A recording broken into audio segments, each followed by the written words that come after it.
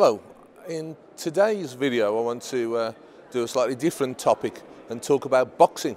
Quite a few of you will know that over the last year or so I've got involved in doing some boxing to try and lose a bit of weight. It's worked a little bit, but also to try to understand the sport that I've always loved and to do something that releases a lot of the pent-up energy, frustration, anger, rage, you name it, that you get from being involved in politics.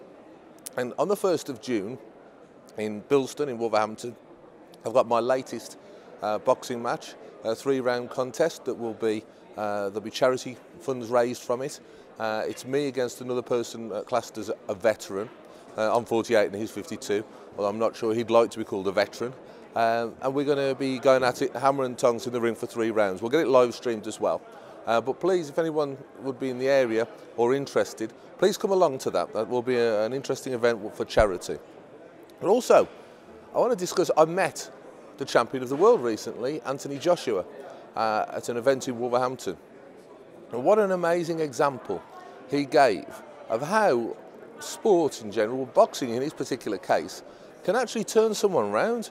He was talking about being, as a young man, full of energy, almost too energetic, unable to control himself enough to sit in a classroom, to do anything remotely of a educational or clerical type nature.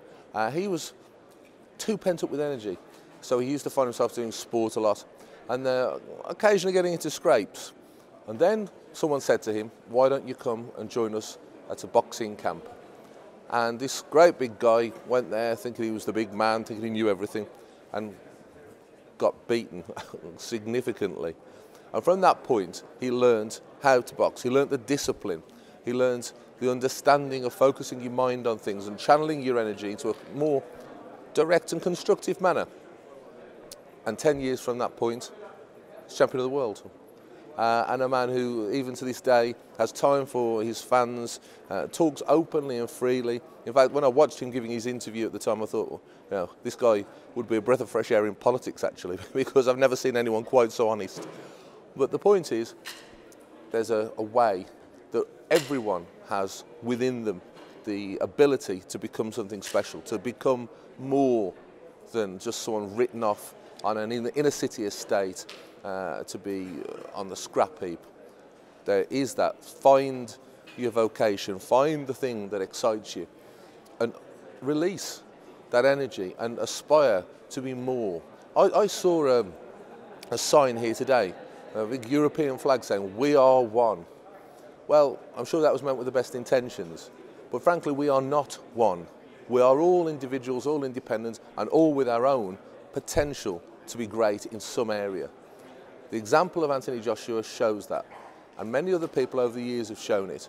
We all have an inner something that makes us different. We are not part of a mass. We are not part of a group, a demos, that is always going to do the same thing as everyone else and be told what to do.